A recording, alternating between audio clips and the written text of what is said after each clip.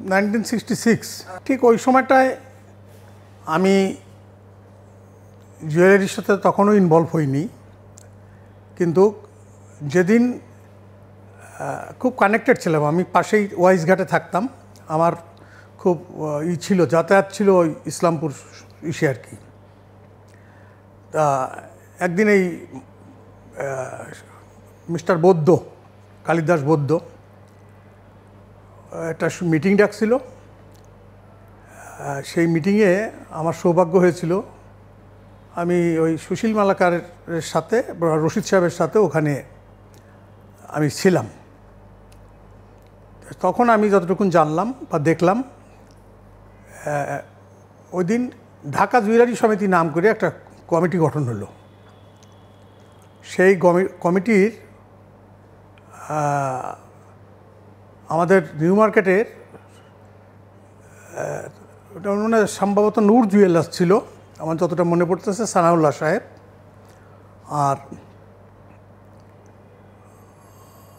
না, মিস্টার বৌদ্ধ শুরু করলেন। বৌদ্ধ শুরু করে বৌদ্ধ কিছুদিনের জন্যই 2 বছর মনে হয় সভাপতির দায়িত্বে ছিলেন মিস্টার কালিদাস বৌদ্ধ। তারপরে সুশীল চন্দ্র মালাকার সেক্রেটারি হলেন 1966। আমার যতটা মনে পড়তেছে, অনেক দিনের কথা, বৃদ্ধ হয়ে গেছি, অতটা সব কিছুই যে অতটা স্মরণ আছে সেটা আমার ভুলভ্রান্তি থাকতে পারে। এবং আমার বলার মধ্যে যদি কোথাও কারো নাম ভুল ত্রুটি হয়ে থাকে, সেটা আমি অবশ্যই ক্ষমাসুলভ দৃষ্টিতে সবাইকে দেখতে বলবো। আমি আসার আগেই মিস্টার বৌদ্ধ আমাদের নিউ মার্কেট এর নূর জুয়েলার্সের মালিক সানাউল্লাহ সাহেবকে সভাপতি পদের দায়িত্ব বুঝাই দিয়ে উনি সরে যান, ওখান থেকে সরে যান। আর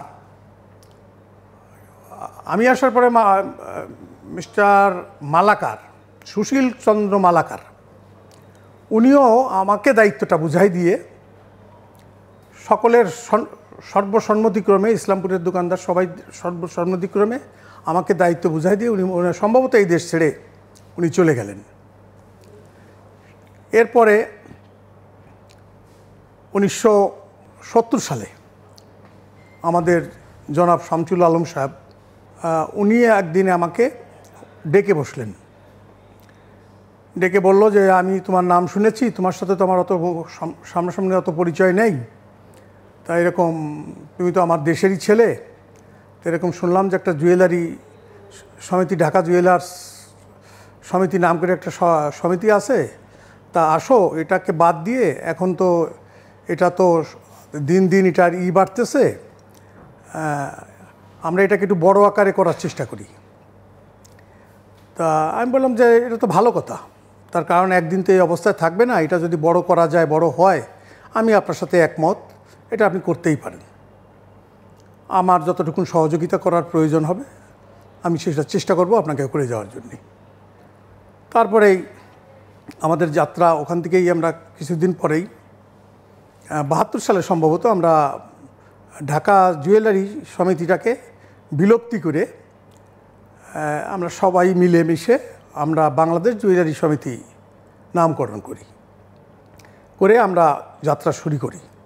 তখন আমাদের সমিতি আনরেজিস্টার্ড সমিতি, আমাদের তখন একটা বসার জায়গাও ছিল না। আমরা তাঁতিবাজারের ওই উর্মি ভিলা, এখন বর্তমানে ওটা শামসুল আলম সাহেবের বাড়ি ছিল, ওখান থেকে আমরা সমিতির পরিচালনা করছি। অক্লান্ত পরিশ্রম আমরা করছি সবাই মিলে, একত্রিত মিলিতভাবে আমরা সবাই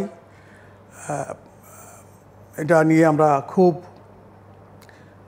অনেকেই আমরা হয়তো আমাদের যে জুয়েলারি দোকান আছে আমরা ভুলে গেছিলাম, এরকমও আমরা সারা বাংলাদেশ ঘুরে বেরিয়েছি, ট্যুর দিয়েছি, যেখানে যার যেরকম পাইছি সেখানেই সেরকম কমিটি গঠন করে দিয়ে আমরা আস্তে আস্তে ধীরে ধীরে, তখন 1 টাকা বা 2 টাকা চাঁদা ছিল, এইভাবে চাঁদা নিয়ে নিয়ে আমরা সমিতিটাকে, আমাদের সমিতিতে স্টাফও ছিল 2-3 জন, এইভাবে আর কি আমরা সমিতিটাকে পরিচালনা করে নিয়ে আসছিলাম। 78 সালে বা 79 সালে আমাদের উপরে যখন আবগারি কর চাপিয়ে দেওয়া হয়েছিল, তখন আমরা একজোট হয়ে আমরা আন্দোলন শুরু করি। এবং দীর্ঘ 9 মাস আমরা এই জুয়েলার্স সমিতির একতাবদ্ধ হয়ে স্বর্ণ শিল্পী সমিতি, বাংলাদেশ পোদ্দার সমিতি, বাংলাদেশ জুয়েলার্স সমিতি সকলে মিলে একতাবদ্ধ হয়ে আমরা এই সরকারের কাছ থেকে আমরা তখন জানতাম বা জেনেছিলাম যে আবগারি কর যে জিনিসের ক্ষয় হয়ে যায় তার উপরই আরোপ করা যায়, কিন্তু যে জিনিসের ক্ষয় নেই তার উপরে আবগারি কর বসানো যায় না। একতাবদ্ধ হয়ে আমরা এই বাংলাদেশ জুয়েলার্স সমিতি গঠন করি, আন্দোলন করি, করে দীর্ঘ 9 মাস আন্দোলন করে সরকারের সাথে একটা সমঝোতা আসতে পারি। সম্ভবত 84 সাল, যেটা আমার মনে পড়ে আর কি, আমরা সমিতিটাকে রেজিস্ট্রেশন করি এবং সকলের ছিল সেখানে কন্ট্রিবিউশন ছিল। কেউ কেউ হয়তো একটু বেশি পরিশ্রম করেছে, কেউ কেউ হয়তো একটু কম পরিশ্রম করেছে, কিন্তু অবদানে কেউ পিছিয়ে ছিলেন না। এরপরে আবারও নতুন করে আমাদের কোনো অফিস ছিল না, আমরা একটা অফিস করার জন্য বায়তুল মোকাররমে এসে তখন আমরা কোনো দোকানে এসে বসে আমরা মিটিং টিটিং করতাম। তারপরে যেভাবেই হোক আমরা বায়তুল মোকাররমে একটা অফিস নেওয়ার সৌভাগ্য আমাদের হয়। অনেক পরিশ্রম করে, অনেকেরই অবদান আছেন এখানে, সকলের অবদান নিয়ে ওই অফিসটা তখন করা হয়েছিল। ওই অফিসেই আমরা বসে অফিস টফিস করতাম বা সমিতির কার্যক্রম পরিচালনা হতো ওখান থেকেই। এইভাবেই আমাদের পথ চলা। আজকে আমি আগেও বললাম একবার যে তখন আমরা যে 72 সালে যে চিন্তাটা করেছিলাম যে একদিন হয়তো সারা বাংলাদেশব্যাপী জুয়েলারি ব্যবসা সয়লাভ হয়ে যাবে, এখন তাই হয়েছে। প্রত্যেকটা আপনি শহরে যান, একটা করে মার্কেট আছে, সেই মার্কেটটাই শুধু গহনার জন্যে, সোনার গহন অলংকারের জন্যে।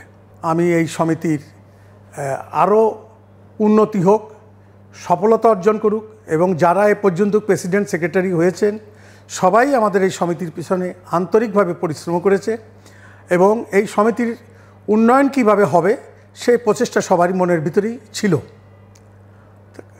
কাজেই আমরা এতটা রাস্তায় এগিয়ে আসতে পেরেছি।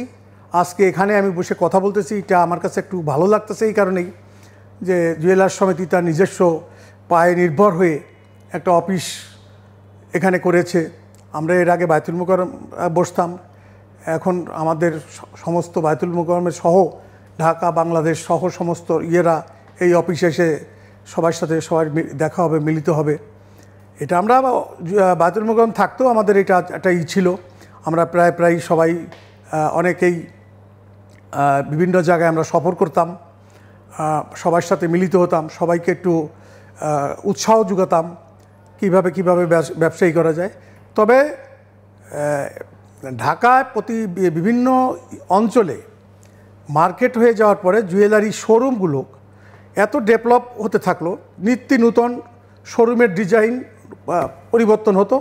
এটা কিন্তু কোনো এক সময় গ্রামগঞ্জে, জেলা পর্যায়ে সব জায়গায় এটা ছড়িয়ে পড়লো। এটাই আমি যতটা মনে পড়তেছে আমার। এর ভিতরে যদি আমি আগেও বলেছি, হয়তো আমি এখানে কাউকে ছোটও করব না, কাউকে বড়ও করব না, সবারই আমাদের মনের ভিতরে একটা উৎসাহ ছিল জুয়েলারি সমিতি। তা আজকে বাজুস নাম দিয়ে যারা এটাকে ধন্য করেছে, আমি তাদের অবশ্যই সাধুবাদ জানাই। হয়তো আমি থাকবো না, বা আমার সাথে যারা ছিল, আরও যারা আমাদের গুরুজন ছিলেন বা আমাদের শ্রদ্ধেয় ব্যক্তি ছিলেন, তারা হয়তো এখন নাই, তাদের ছেলেপেলেরা হয়তো এসে এই জুয়েলার্স সমিতির হাল ধরেছে। এটা আমি এখন বেঁচে আছি, আমার দেখতে খুব ভালো লাগতেছে। আশা করি আগামীতে আরও নূতন যারা আসবে, নূতন এসে সবাই সমিতিতে অংশগ্রহণ করবে, সমিতির সাফল্যতা দিন দিন বাড়াতে থাকবে। আমিও তাদের সাথে, আমার জীবদ্দশায় আমি তাদের সাথে যতদিন বেঁচে থাকব ততদিন এই সমিতির শুভকামনা আমার থাকবে, যে এই সমিতি আরও ডেভেলপ হোক, আরও সফল হোক এবং বিশ্বের দরবারে আমাদের এই বাংলাদেশ জুয়েলার্স সমিতি নামটা সবাই উচ্চারণ করুক। আমি ইতিমধ্যে কিছুটা জানি যে বিভিন্ন দেশে জুয়েলারি ফেয়ার যখন হয়েছে তখন বাংলাদেশেও তারা আমাদের সাথে যোগাযোগ করতে এসেছে, বাংলাদেশকে দাওয়াত দিয়েছে তাদের ফেয়ারে অংশগ্রহণ করার জন্যে। এরকম আমাদের দেশের থেকে খুব উৎসাহের সাথে দেখছি বিভিন্ন দেশে তারা গেছে এই জুয়েলারির মানকে জুয়েলারি ব্যবসাকে এবং জুয়েলারি শিল্পের উন্নয়নের ইসে তারা অক্লান্ত পরিশ্রম করছে, যাদের কাউকে আমি ছোট করব না এবং কারোই অবদান এখানে কম ছিল না। আমি এই বলেই আমি আবার আমার জুয়েলারি ভাইরা যারা এখন নূতন খুব উদ্দীপনা নিয়ে উৎসাহ উদ্দীপনার সাথে এই ব্যবসা পরিচালনা করতেছে এবং যারা এই ব্যবসার সঙ্গে জড়িত আছে, যারা আমাদের এই সমিতি পরিচালনা করতেছে এবং আগামীতে যারা আসবে, তাদের প্রতি আমার শুভেচ্ছা অভিনন্দন জানিয়ে আমি আমার বক্তব্য এখানেই শেষ করছি।